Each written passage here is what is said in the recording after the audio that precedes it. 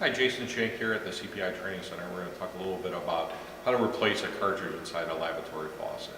There's many makes and varieties out here. This happens to be a certain make and variety, but all of them basically work kind of the same way. How they actually look together internally changes, but you'll get the concepts here. It's actually a pretty easy process. Once you kind of do one or two, they all kind of fall in line. Standard tools that you usually use is a pair of channel locks or pliers. A lot of times the handles, you're going to need some sort of Allen wrench, so it's good to have a variety of sizes because there's not really a standard size. And then a lot of times you need a screwdriver or of some sort, some Phillips or a regular screwdriver. Rag's always good to have around too. So first thing that you want to do when you're dealing with replacing this is you don't want to take this apart when the water is still on. From previous videos we talked about valves. Down here underneath your lab, in the cabinet that it is, you have these shut-off valves. Some of them are quarter turn, some of them are a couple turns you have to do. You'll feel it. The old adage, righty-tighty, lefty-loosey, applies to this. So you turn off both the hot and the cold. Whether you're dealing with a single-handle faucet or a two-handle faucet, it's still the same. So I have them both turned off, and in order for me to double-check that, I come up here, open that up, and you can see there's no water. So now that I have that, and this being more of a residential application, I'm going to be using this pop-up. So the pop-up is where the drain, you can fill it up with water and do what you need to do there, drop that down.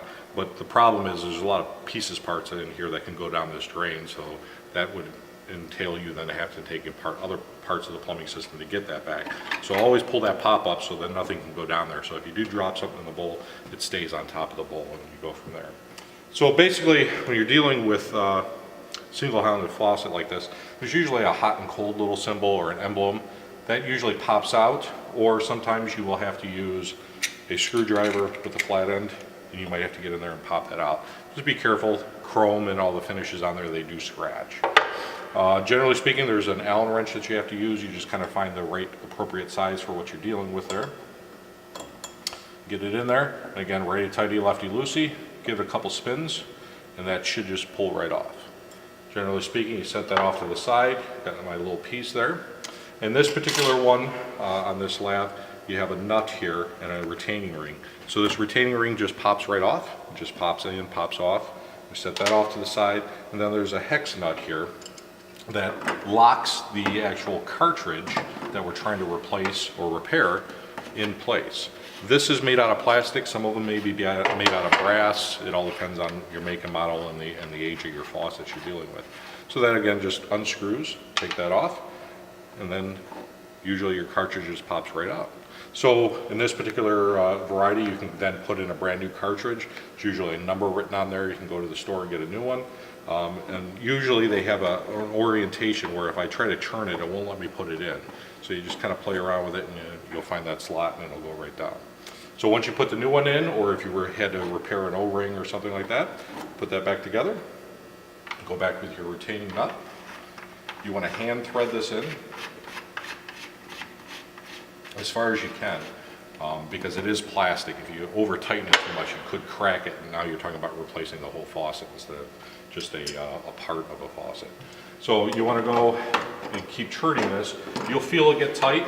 The old adage, tight is tight.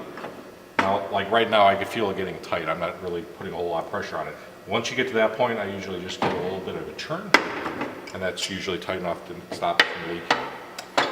Then you put your chrome nut back on. You're going to then have to figure out which part of the handle is, because on the bottom of these, they usually have a flat end. So if you try to put it on the wrong way, it won't let it go in. You'll feel it all the way bottom out. The Allen key is then replaced. You tighten that up again until you can feel it get tight. Now that's all together. That's a little piece. We put this cover in here. Put the cold to the right side there.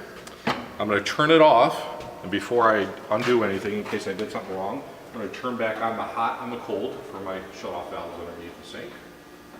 And I generally turn these all the way on until I can't turn anymore, and then I bring them back a little bit so they don't freeze up that way. And if I did my job correctly when I turn this on, it should work. And we have water, I drop down the pop-up, everything looks to be in working order. Stay tuned for more tips from CPI.